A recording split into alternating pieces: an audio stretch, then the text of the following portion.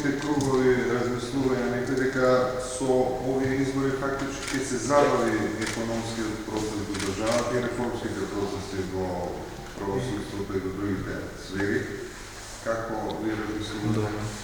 Дали може? Напротив, во една здрава демократија, после донесување на крупни одлуки, секогаш е добро и здраво за демократијата да се консултираат граѓаните. Ние тврдиме и мнозинството граѓани потврдува дека државата е на прав пат.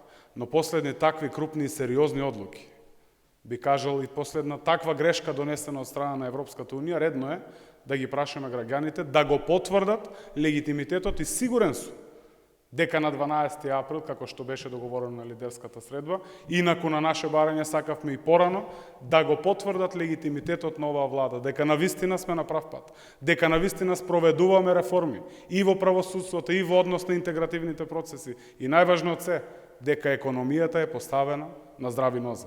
Овде кажав еден многу битен податок, дека за овие 2,5 години ја зголемивме и минималната, и просечната плата за повеќе отколку што тоа го правеше ВМРО-ДПМН за цели 11 години. Ништо од реформите во тоа време, знаеме сите, знае јавноста каде завршуваа парите на граѓаните.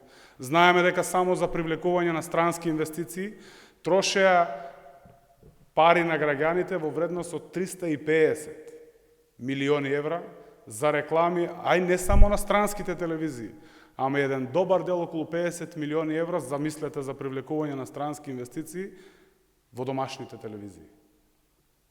Тоа не смее да се случи, затоа ние сме убедени во сигурна победа на изборите, на предвремените парламентарни избори на 12 април, затоа најголема потврда ќе ни бидат граѓаните во нашата држава.